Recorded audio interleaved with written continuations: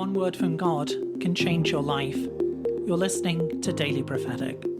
You may not have seen the full picture yet, but there are small changes, quiet signs, moments of hope and encouragement.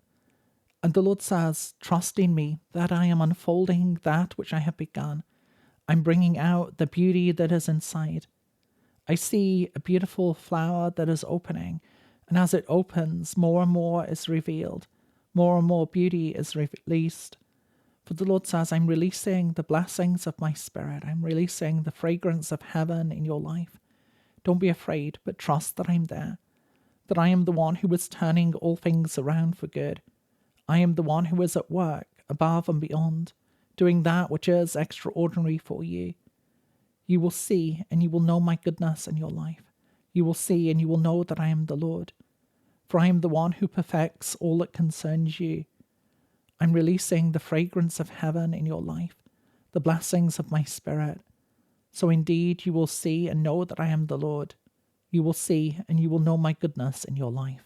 To receive a personal word, click on the link in the top left of the screen or visit requestword.com.